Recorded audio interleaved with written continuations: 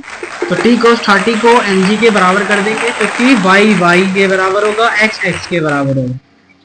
तो T cos 30 बराबर mg, तो t बराबर हो जाएगा mg अपॉन में cos 30 की वैल्यू √3/2, m का वैल्यू है √3, g का 10 √3 मल्टीप्लाई में 2। तो इस तरीके से टेंशन आ गया 20 न्यूटन। तो ये हमारा पहला क्वेश्चन है। क्या किया ये,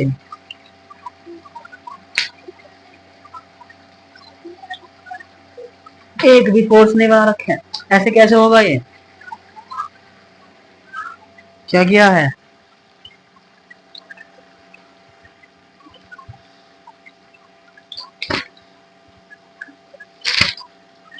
कहाँ है इसका आंसर? ये क्या बना है, कहाँ है इसका आंसर? ऐसे होगा ये, ऐसे होगा ये, हैं? कहाँ था दीजिए से? एक भी फोर्स जो लिखा हो यहाँ पे, इसकी एपीडी बना के दिखाओ, इसका बना एपीडी। क्या बना रस्सी में? रस्सी में क्या लगेगी? रस्सी में क्या लगेगी? रस्सी में कौन सा फोर्स लगता है? हैं? टी का नाम क्या है? हैं? Tension force. कहाँ ध्यान है? टी का नाम क्या है? कहाँ लगेगी टेंशन? बीच में लगेगी, पूरे में कहीं नहीं लग सकती, कहीं भी लग सकती, नहीं लग सकती। देखा था पुराना लेक्चर, तो फिर यहाँ क्यों आई है फिर?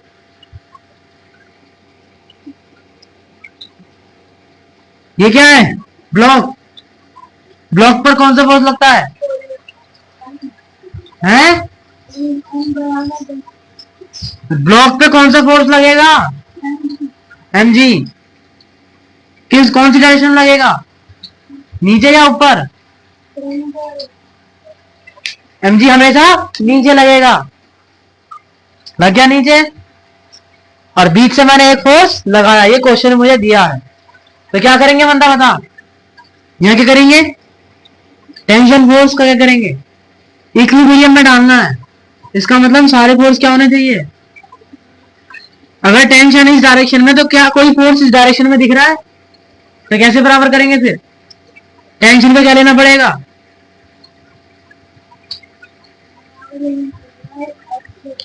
कैसे करेंगे बराबर टेंशन को?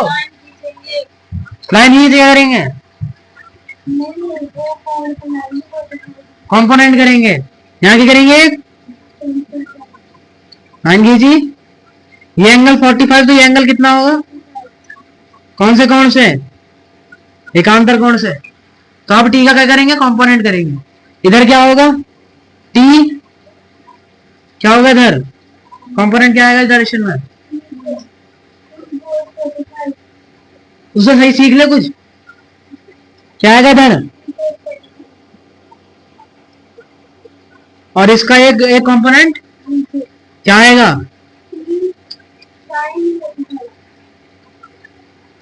क्वेश्चन में क्या बोला है? ये इक्विलिब्रियम में है, इसका मतलब एक्स वाले एक्स फोर्स बराबर होंगे और वाई वाले, तो टी cos 45 किसके बराबर आएगा? खुद दिख रहा है, ये ऊपर डायरेक्शन में और ये, इसका मतलब टी cos 45 बराबर mg। और यहाँ क्या दिख रहा है?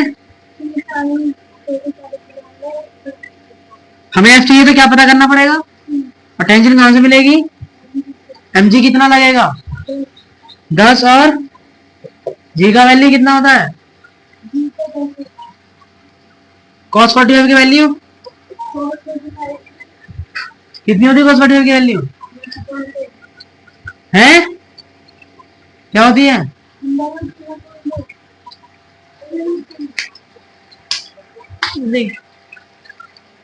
ये भी याद नहीं करे अभी तक।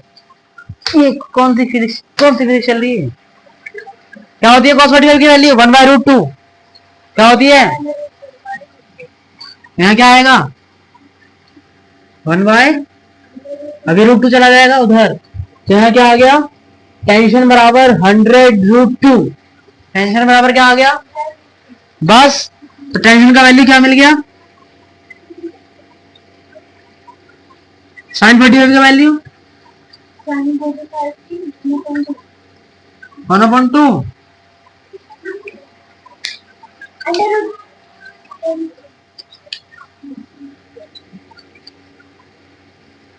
तो फोर्स की वैल्यू क्या आ गई 100 न्यूटन। तो सेकंड का आंसर क्या आ गया फोर्स बराबर 100। अब ये वाला क्वेश्चन करके दिखाओ। इसमें क्या बोला है क्वेश्चन में नेट फोर्स बताना है। तो मतलब सब कुछ इक्विलिब्रियम में है, जो कट रहा है उसे काट देंगे। ऊपर कितना फोर्स लग रहा है नीचे, तो नेट फोर्स कहां जाएगा ऊपर या नीचे।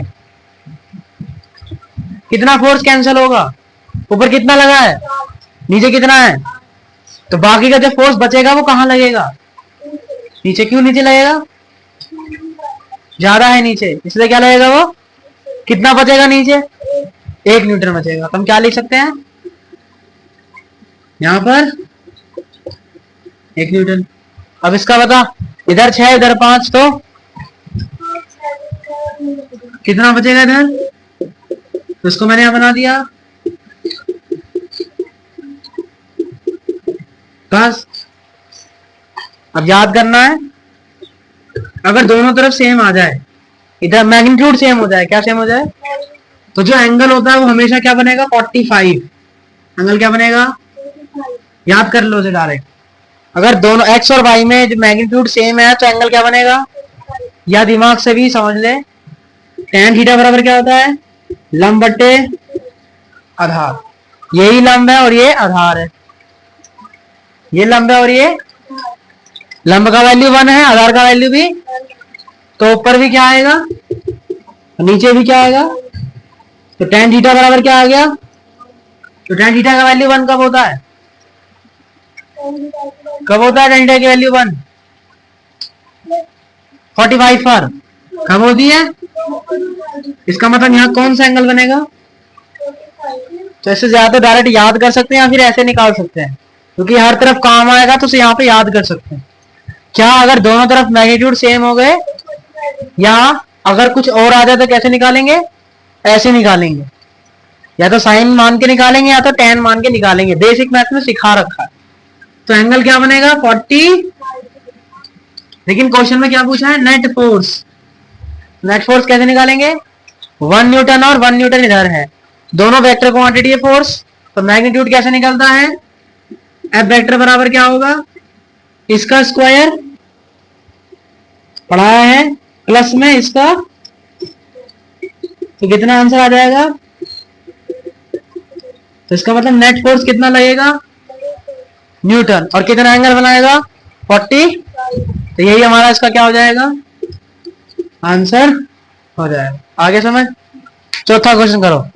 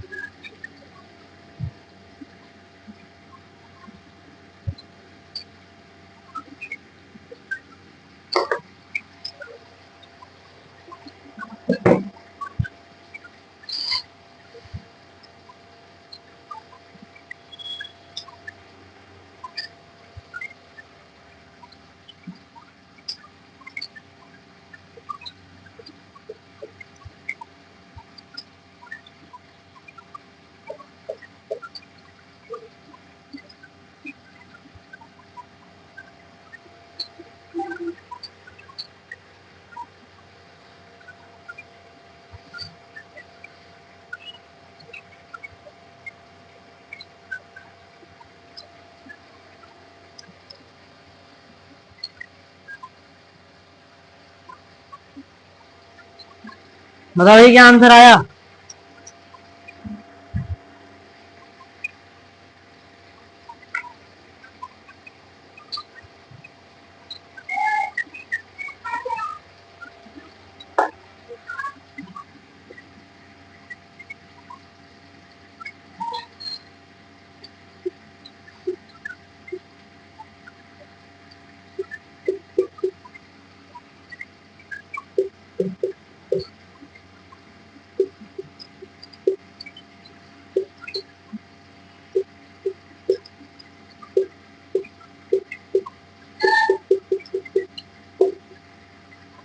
क्या आया आंसर?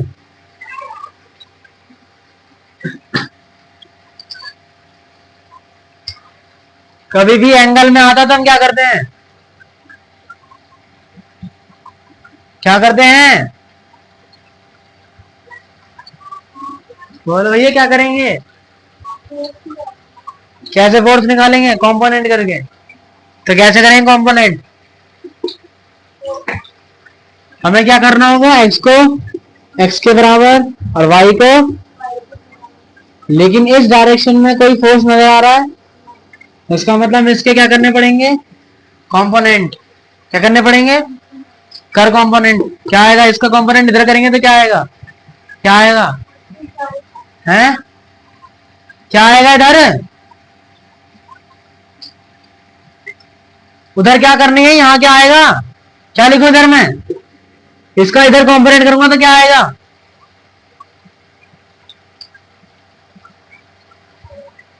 क्या आएगा इधर? क्या 45? अरे टू न्यूटन का इधर कंपोनेंट करूंगा तो क्या आएगा? इस डायरेक्शन में लेके जाना, क्या आएगा इधर?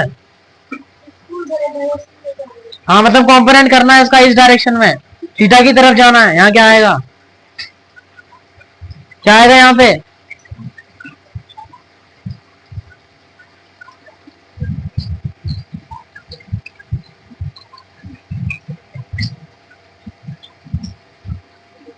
क्या आएगा फिर? अरे क्या बोला? कंपोनेंट करने को बोल तो 1 न्यूटन क्यों आएगा? क्या आएगा 1 न्यूटन यहाँ पे? क्यों आएगा 1 न्यूटन इधर? इसका क्या करेंगे इधर? कंपोनेंट। थीटा की तरफ जाते तो कौन सा थीटा आता है? Cos theta. क्या आता है? थीटा की तरफ जाते तो क्या आता है?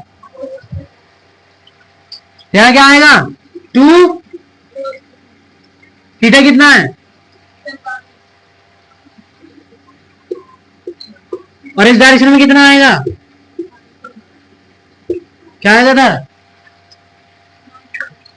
90 आएगा इधर? 90 आएगा? 90 आएगा इधर?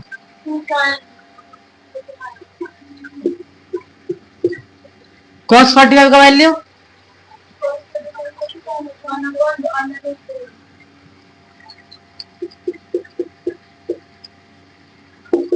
भाग करना आता ही होगा इसे, तो भाग करके क्या बचेगा यहाँ पे?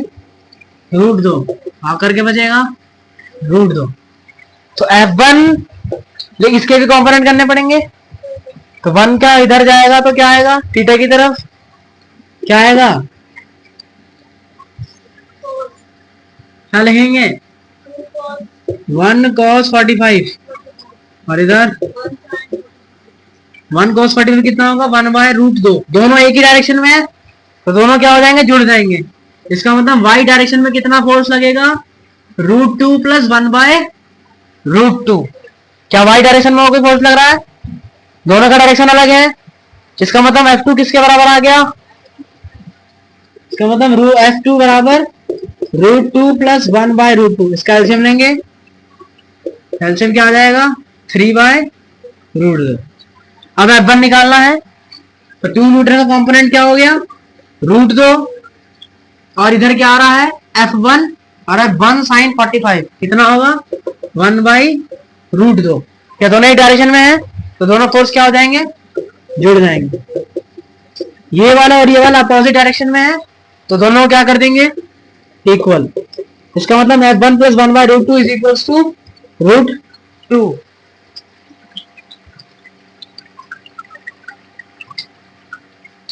तो अब 1/√2 उधर जाएगा, माइनस हो जाएगा, फिर से एलसीएम लेंगे इसका, और यहां बचेगा 1/√2। क्वेश्चन में क्या पूछा है? F2/F1 का रेशो, F1/F2 का रेशो क्या पूछा है? मतलब फोर्स 1 को फोर्स 2 से भाग करेंगे। फोर्स 1 ये रहा और फोर्स 2 ये आया, भाग वाला, तो रेशो क्या आ गया? तो आंसर क्या आ गया? 1/3। अब ये वाला क्वेश्चन करो। ये F का वैल्यू बताना है, 200 ग्राम का वस्तु है। तो इधर देखते हैं, देखिए इधर इंक्लाइंड प्लेन की बात हो रही है। किसकी बात हो रही है? इंक्लाइंड प्लेन पर सबसे पहले हमें क्या बनाएंगे, एफबीडी बनाएंगे। कोई सा भी क्वेश्चन हो फोर्स वाला, सबसे पहले क्या बनाएंगे, क्या बनाएंगे, एफबीडी बनाने के लिए क्या करते हैं, सबसे पहले इधर क्या लगेगा, एमजी फोर्स। एमजी फोर्स हमेशा कैसे लगता है, परपेंडिकुलर, हमेशा नीचे की तरफ सीधा लगेगा, ठीक है। और परपेंडिकुलर डायरेक्शन में क्या लगेगा, नॉर्मल, क्या लगेगा, ऐसे डायरेक्शन में नॉर्मल लगेगा।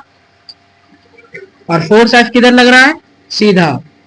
क्या कोई तीनों आपस में बराबर होंगे कभी, तो इसके लिए हमें क्या करना पड़ेगा, इनका कंपोनेंट करना पड़ेगा। क्या करना पड़ेगा, सबसे पहले एमजी का कंपोनेंट करते हैं। किसका कंपोनेंट करते हैं, यहां मैंने क्या खींचा, एक लाइन खींचा, और ये वाली लाइन इसको आगे बढ़ाया, ये 60, तो ये भी क्या होगा, ये अपना आप समझना पड़ेगा। तो इधर क्या हो जाएगा, mg cos 60, और इधर क्या हो जाएगा, क्योंकि इस डायरेक्शन में लगेगा, इस लाइन के पैरेलल हो जाएगा, इधर क्या लगेगा, mg sin 60 डिग्री, ठीक है। ये तो mg के कंपोनेंट हो गए। अब किसके कंपोनेंट करने, नहीं, क्या नॉर्मल के कंपोनेंट करने की आवश्यकता है, क्योंकि नॉर्मल खुद किसके बराबर हो गया, तो इसलिए नॉर्मल के कंपोनेंट करने की आवश्यकता। क्या फोर्स किसी के बराबर आ रहा है, फोर्स है इधर, तो इसके बराबर वाला फोर्स किधर रहना चाहिए, क्या इधर कोई फोर्स है, इसका मतलब एफ के भी क्या करने पड़ेंगे, कंपोनेंट। तो कैसे करेंगे, एंगल निकालना पड़ेगा सबसे पहले हमें। अब कैसे एंगल निकालेंगे, ये सीधी लाइन जा रही है, इसको आगे हमने बढ़ाया इसी के पैरेलल, नीचे वाला 60 है, तो ये भी क्या होगा, इसको यहां बना लेते हैं, ये रहा, और ये तीसरी लाइन, ये 60, तो ये भी क्या होगा, मतलब ये वाला एंगल क्या हो गया, 60 हो गया। इस डायरेक्शन में जाएंगे तो क्या आएगा, cos 60, तो इधर क्या लगेगा तुम्हारा, और दूसरा किधर जाएगा, वो भी ऐसे जाएगा, तो नीचे क्या लगेगा, किसका वैल्यू पूछा है, एफ का। तो किसी के भी बराबर कर सकते हैं। किसके बराबर करना इजी है, इसके बराबर करना, क्यों, क्योंकि यहां करूंगा तो मुझे इसको नॉर्मल के बराबर करना पड़ेगा, और नॉर्मल मुझे पता, तो इसके लिए मैं किसको बराबर करूंगा, इसको। और तो क्या लिख सकता हूं, by equilibrium F cos 60 is equals to mg sin 60, लिख दिया। m का वैल्यू कितना है, 200 ग्राम, कितना है, लेकिन हम किस में लेते हैं, किलोग्राम में, तो 1000 से भाग करेंगे, कितना आ जाएगा, 0.2 kg, मल्टीप्लाई में 10, sin 60 का वैल्यू, cos 60 का वैल्यू 2 जाएगा उधर मल्टीप्लाई में, 2 से पॉइंट हटाया 10 से, तो फोर्स का वैल्यू कितना आ गया, 2√3 न्यूटन, कितना आ गया। तो आया समझ कैसे करा हमने क्वेश्चन, और आंसर भी अपना यही आ रहा है, आ गया समझ। तो बस कुछ नहीं करना, हमें केवल एफबीडी बनाना है। एंगल को समझना पड़ेगा कि इधर कौन सा एंगल होगा, उसके लिए समझा रखा है हमने। कोई भी दो समांतर लाइन किसी एक तीसरी लाइन से कटेगी, तो ये वाला एंगल इसके बराबर, ये वाला एंगल, ये वाला एंगल, और ये वाला एंगल, सारे एंगल आपस में क्या हो जाएंगे, हो जाएंगे, अगर दो पैरेलल लाइन को कोई एक तीसरी लाइन कट करती है। आगे समझ कैसे करा क्वेश्चन, तो ये क्वेश्चन फिर से ट्राई करिए। हमारा होमवर्क क्वेश्चन का डिस्कशन यहाँ पूरा होता है।